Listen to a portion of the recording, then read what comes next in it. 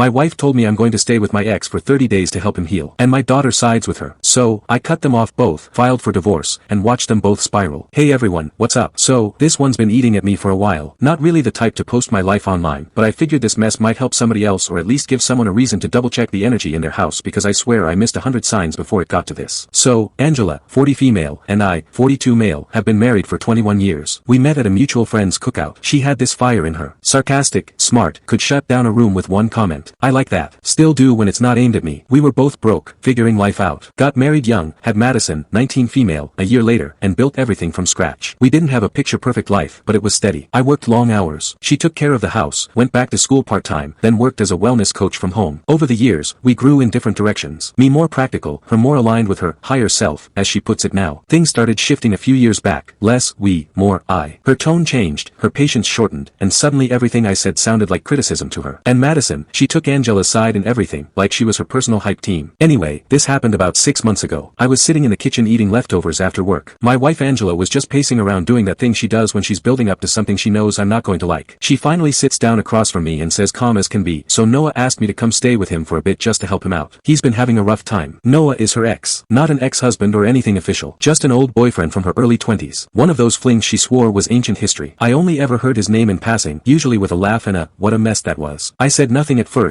just looked at her, fork halfway to my mouth. My brain honestly couldn't catch up with what she had just said. She keeps going like she's ordering from a takeout menu. It's just for 30 days. His wife passed away and he hasn't really been doing well. I guess he's just been in a bad place and I feel like maybe I owe it to him, you know, like to help him get some closure. I slowly set my plate down and leaned forward. Wait, so you're going to move in with your ex-boyfriend for a month while you're married to me? Angela tilts her head and gives me that face like I'm the one jumping to conclusions. It's not like that. I'm not going there to hook up or anything. I just want to support him. He's grieving. I blinked. Right. Because grief is best treated with matching coffee mugs and morning routines. She crossed her arms. Don't be a jerk about it. He lost someone. Yeah, and I'm about to, I said. Why are you even still talking to him? When did this become normal again? We've been talking for a while. Just occasionally. You're acting like I kept it a secret. You didn't mention a single conversation until just now when you're announcing your move-in date. Before she could answer, Madison waltzes in from the hallway. Perfect timing. Of course, she didn't hear everything, but that never stopped her before. She's not your property, Dad, Madison snapped. You don't get to dictate who she talks to or where she stays. She's allowed to help someone without it being your business. Excuse me, I said. I'm sorry. Did I suddenly become your ex-stepdad and not your actual father? Madison huffed, flipping her hair like she was preparing a TED talk. You always make everything about you. This isn't about you. It's about Mom doing something meaningful for someone who needs it. Angela and Madison pack their bags and leave, convinced that I'll be waiting right here when their little 30-day adventure is over. But they don't realize I'm not just sitting around moping. I'm about to execute a financial and legal shutdown so complete that when they finally try to come back, they'll find out the locks aren't the only things that have been changed. Click here to watch full video.